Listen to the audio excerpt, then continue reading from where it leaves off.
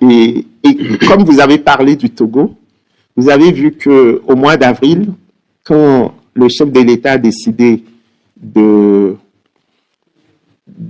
changer de constitution, j'ai été obligé.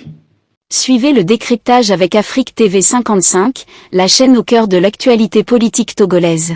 De dire publiquement que j'étais contre parce que je soupçonnais une volonté de rester longtemps au pouvoir.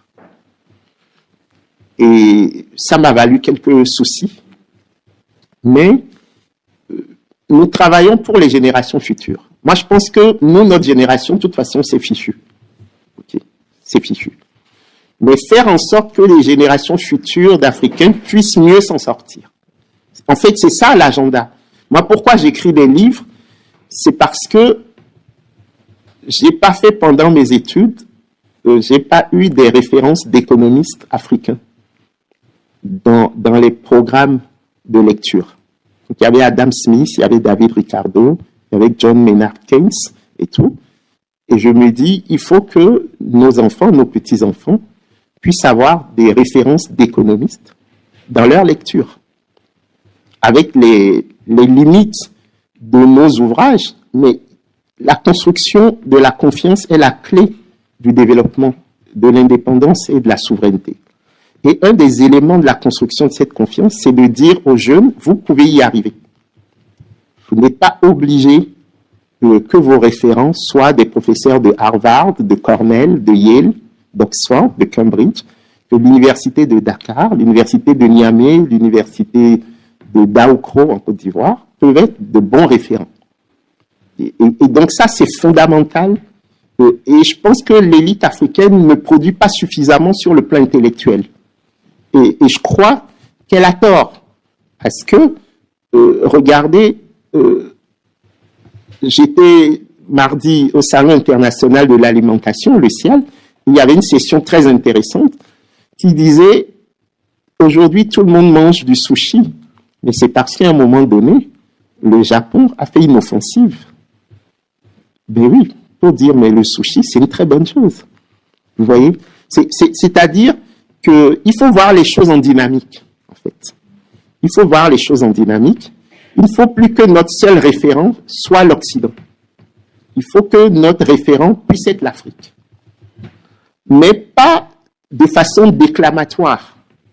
Il faut voir ce qu'il y a derrière comme somme de travail à fournir pour y arriver. Parce que si c'est simplement de façon déclamatoire, ça va s'effondrer, en fait. Et je pense qu'il nous faut faire plus de prospective et il faut qu'on soit, comme disait Aimé Césaire, c'est Césaire qui disait, il faut que le noir soit 2 fois plus méritant que le blanc, parce que ce qu'il a à faire comme effort pour arriver au niveau du blanc, c'est disproportionné. Donc c'était quasiment l'idée du surhomme de Nietzsche, vous voyez. Et je pense qu'on en est là. Moi, je suis très indulgent vis-à-vis des chefs d'État africains. Le 13 janvier 1963, à 2 heures du matin. Lomé, Togo, un coup de feu déchire la nuit. Le premier président du Togo, Sylvanus Olympio, s'effondre, à quelques mètres de l'ambassade américaine, où il cherchait refuge. Qui a appuyé sur la gâchette? Gnassingbé Eyadema, celui qui l'a affirmé, puis nié? Un sous-officier français de la garde présidentielle? Ou une puissance étrangère qui voulait sa mort? 60 ans après, la vérité est enfin dans vos mains.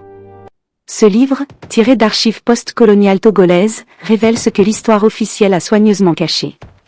Les vrais commanditaires de l'assassinat d'Olympio, la montée au pouvoir de la dynastie Gnassingbé. Les complicités étrangères jamais assumées, les secrets enfouis depuis plus de 60 ans, ne laissez pas l'histoire vous être volée. Le lien est juste en dessous de cette vidéo, cliquez, téléchargez, et découvrez la vérité. À partir du moment où j'ai été ministre, moi-même, où j'ai été commissaire, ce que vous gérez comme problème au quotidien, mais c'est juste impressionnant. Vous n'avez pas de structure. Vous n'avez pas les institutions qui peuvent vous accompagner. Moi, je vous assurais, je ne dormais pas avant 3 heures du matin parce qu'il fallait rédiger les discours pour le lendemain. Il n'y avait personne pour m'apporter un draft du discours. Il n'y avait personne.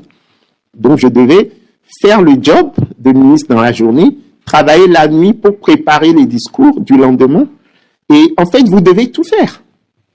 En fait, c'est parce qu'il n'y a personne. Et c'est le paradoxe africain, parce qu'il y a des millions de gens au chômage. Et là où les choses se passent, il n'y a personne. Moi, quand j'étais plus jeune, je croyais que dans les présidences africaines, dans les primatures africaines, il y avait des endroits où les gens réfléchissaient. Et quand j'ai été nommé conseiller économique du Premier ministre togolais, j'arrive à la primature, tout ça, et je me rends compte qu'en fait, il n'y a aucun endroit où les gens réfléchissent. En fait, le long terme, c'est la semaine prochaine. Et ça, c'est dramatique. Et je crois, pour finir, parce que j'ai été un peu long, que des think tanks comme la Fondation Jean Jaurès, l'Institut Montaigne, tous les think tanks qu'on a dans le monde, il faut qu'on développe ces think tanks en Afrique. Parce que les dirigeants africains fonctionnent en aveugle. Ils n'ont pas d'éléments qui puissent permettre de transformer les produits de la recherche en solutions de politique publique. Ça n'existe pas chez nous. Ce qui fait que nous avons énormément d'étudiants qui font des thèses de doctorat, souvent de très brillantes thèses de doctorat, mais qui dorment dans les tiroirs parce qu'il n'y a personne pour faire le lien avec la prise de décision. En fait. Et c'est pour ça que je crois, comme vous l'avez dit tout à l'heure, Alain Foka qui a créé son média, mais nous, les intellectuels, nous devons créer nos think tanks. Moi, j'ai créé un think tank au Togo il y a quelques mois qui s'appelle le CAPA, le Centre d'analyse des politiques publiques africaines. J'ai même ma carte d'opérateur économique. Maintenant, je cherche de l'argent pour faire tourner le think tank. Vous voyez? Donc, il faut qu'on fasse tout, quoi.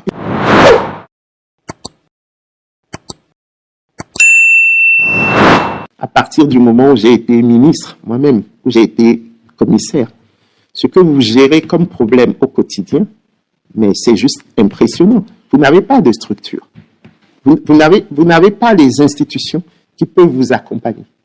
Moi, je vous assurais, je ne dormais pas avant 3 heures du matin parce qu'il fallait rédiger les discours pour le lendemain. Il n'y avait personne pour m'apporter un draft du discours. Il n'y avait personne. Donc, je devais faire le job de ministre dans la journée, travailler la nuit pour préparer les discours du lendemain. Et en fait, vous devez tout faire.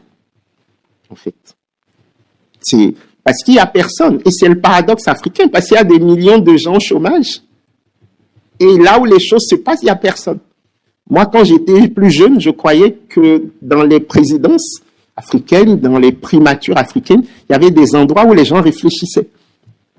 Et quand j'ai été nommé conseiller économique du Premier ministre togolais, j'arrive à la primature, tout ça, et je me rends compte qu'en fait, il n'y a aucun endroit où les gens réfléchissent.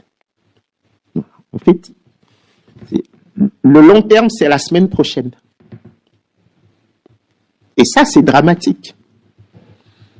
Et je crois, pour finir, parce que j'ai été un peu long, que des think tanks comme la Fondation Jean Jaurès, l'Institut Montaigne, tous les think tanks qu'on a dans le monde, il faut qu'on développe ces think tanks en Afrique. Parce que les dirigeants africains fonctionnent en aveugle.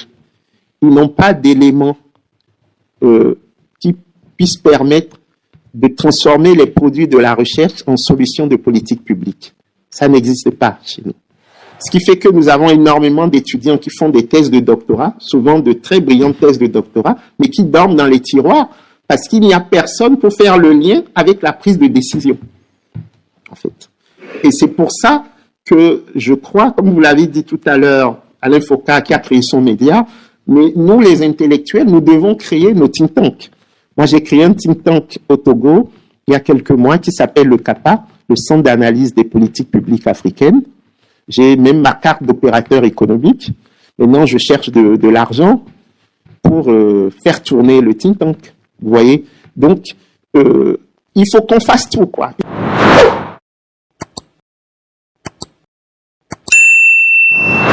À partir du moment où j'ai été ministre, moi-même, où j'ai été commissaire, ce que vous gérez comme problème au quotidien, mais c'est juste impressionnant. Vous n'avez pas de structure.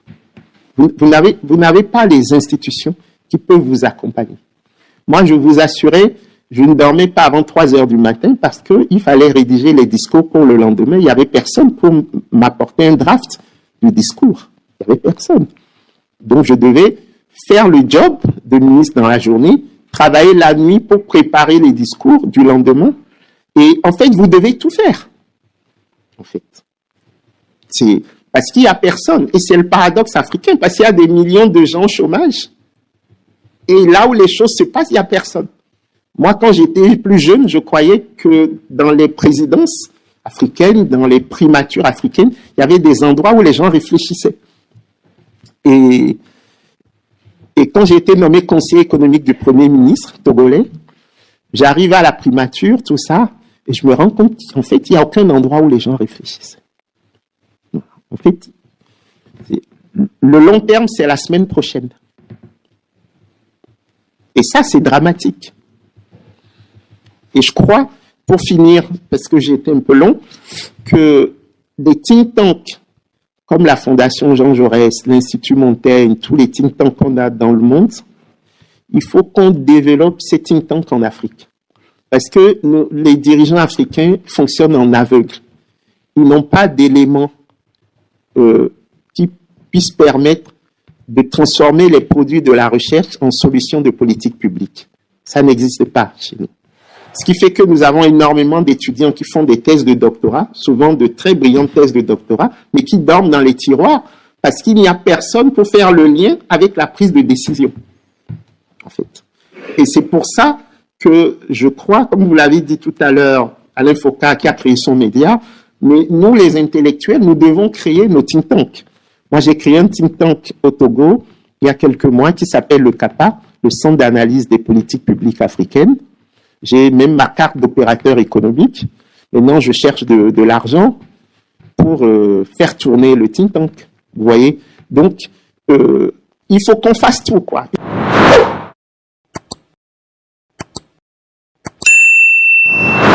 À partir du moment où j'ai été ministre, moi-même, où j'ai été commissaire, ce que vous gérez comme problème au quotidien, mais c'est juste impressionnant. Vous n'avez pas de structure. Vous n'avez pas les institutions qui peuvent vous accompagner. Moi, je vous assurais, je ne dormais pas avant 3 heures du matin parce qu'il fallait rédiger les discours pour le lendemain. Il n'y avait personne pour m'apporter un draft du discours. Il n'y avait personne. Donc, je devais faire le job de ministre dans la journée, travailler la nuit pour préparer les discours du lendemain. Et en fait, vous devez tout faire. En fait. C'est parce qu'il n'y a personne. Et c'est le paradoxe africain, parce qu'il y a des millions de gens au chômage. Et là où les choses se passent, il n'y a personne. Moi, quand j'étais plus jeune, je croyais que dans les présidences africaines, dans les primatures africaines, il y avait des endroits où les gens réfléchissaient. Et quand j'ai été nommé conseiller économique du Premier ministre togolais, j'arrive à la primature, tout ça, et je me rends compte qu'en fait, il n'y a aucun endroit où les gens réfléchissent. En fait, le long terme, c'est la semaine prochaine. Et ça, c'est dramatique. Et je crois, pour finir, parce que j'ai été un peu long, que des think tanks comme la Fondation Jean Jaurès, l'Institut Montaigne, tous les think tanks qu'on a dans le monde, il faut qu'on développe ces think tanks en Afrique. Parce que les dirigeants africains fonctionnent en aveugle. Ils n'ont pas d'éléments qui puissent permettre de transformer les produits de la recherche en solutions de politique publique. Ça n'existe pas chez nous. Ce qui fait que nous avons énormément d'étudiants qui font des thèses de doctorat, souvent de très brillantes thèses de doctorat, mais qui dorment dans les tiroirs parce qu'il n'y a personne pour faire le lien avec la prise de décision. En fait. Et c'est pour ça que je crois, comme vous l'avez dit tout à l'heure, Alain Foucault qui a créé son média, mais nous, les intellectuels, nous devons créer nos think tanks. Moi, j'ai créé un think tank au Togo il y a quelques mois qui s'appelle le CAPA, le Centre d'analyse des politiques publiques africaines. J'ai même ma carte d'opérateur économique. Maintenant, je cherche de l'argent pour faire tourner le think tank. Vous voyez? Donc, il faut qu'on fasse tout, quoi.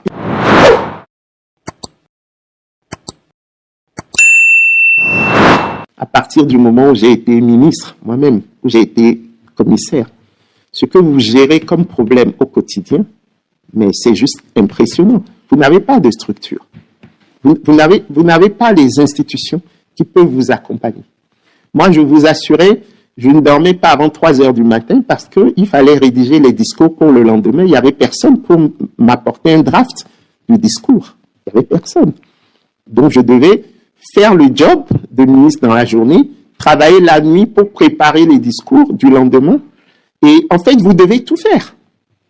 En fait, c'est parce qu'il n'y a personne. Et c'est le paradoxe africain, parce qu'il y a des millions de gens au chômage. Et là où les choses se passent, il n'y a personne. Moi, quand j'étais plus jeune, je croyais que dans les présidences africaines, dans les primatures africaines, il y avait des endroits où les gens réfléchissaient. Et quand j'ai été nommé conseiller économique du Premier ministre togolais, j'arrive à la primature, tout ça, et je me rends compte qu'en fait, il n'y a aucun endroit où les gens réfléchissent. En fait, le long terme, c'est la semaine prochaine. Et ça, c'est dramatique.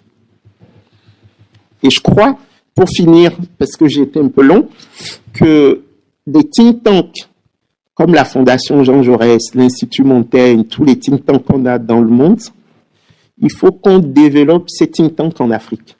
Parce que les dirigeants africains fonctionnent en aveugle. Ils n'ont pas d'éléments qui puissent permettre de transformer les produits de la recherche en solutions de politique publique. Ça n'existe pas chez nous. Ce qui fait que nous avons énormément d'étudiants qui font des thèses de doctorat, souvent de très brillantes thèses de doctorat, mais qui dorment dans les tiroirs parce qu'il n'y a personne pour faire le lien avec la prise de décision. En fait. Et c'est pour ça que je crois, comme vous l'avez dit tout à l'heure, Alain Foka qui a créé son média, mais nous, les intellectuels, nous devons créer nos think tanks. Moi, j'ai créé un think tank au Togo il y a quelques mois qui s'appelle le CAPA, le Centre d'analyse des politiques publiques africaines. J'ai même ma carte d'opérateur économique. Maintenant, je cherche de l'argent pour faire tourner le think tank. Vous voyez? Donc, il faut qu'on fasse tout, quoi.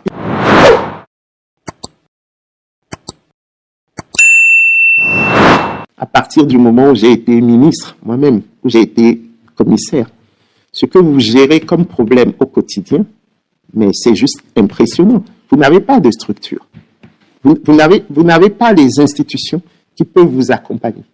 Moi, je vous assurais, je ne dormais pas avant 3 heures du matin parce qu'il fallait rédiger les discours pour le lendemain. Il n'y avait personne pour m'apporter un draft du discours. Il n'y avait personne. Donc, je devais faire le job de ministre dans la journée, travailler la nuit pour préparer les discours du lendemain. Et en fait, vous devez tout faire. En fait, c'est parce qu'il n'y a personne. Et c'est le paradoxe africain, parce qu'il y a des millions de gens au chômage. Et là où les choses se passent, il n'y a personne. Moi, quand j'étais plus jeune, je croyais que dans les présidences africaines, dans les primatures africaines, il y avait des endroits où les gens réfléchissaient. Et quand j'ai été nommé conseiller économique du Premier ministre togolais, j'arrive à la primature, tout ça, et je me rends compte qu'en fait, il n'y a aucun endroit où les gens réfléchissent. En fait, le long terme, c'est la semaine prochaine. Et ça, c'est dramatique. Et je crois, pour finir, parce que j'ai été un peu long, que des think tanks comme la Fondation Jean Jaurès, l'Institut Montaigne, tous les think tanks qu'on a dans le monde, il faut qu'on développe ces think tanks en Afrique. Parce que les dirigeants africains fonctionnent en aveugle. Ils n'ont pas d'éléments qui puissent permettre de transformer les produits de la recherche en solutions de politique publique. Ça n'existe pas chez nous. Ce qui fait que nous avons énormément d'étudiants qui font des thèses de doctorat, souvent de très brillantes thèses de doctorat, mais qui dorment dans les tiroirs parce qu'il n'y a personne pour faire le lien avec la prise de décision. En fait.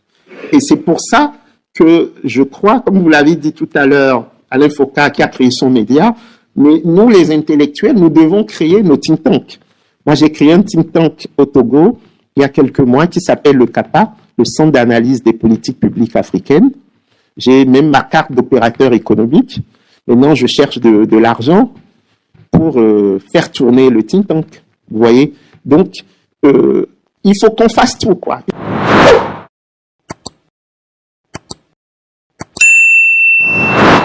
partir du moment où j'ai été ministre, moi-même, où j'ai été commissaire, ce que vous gérez comme problème au quotidien, mais c'est juste impressionnant. Vous n'avez pas de structure.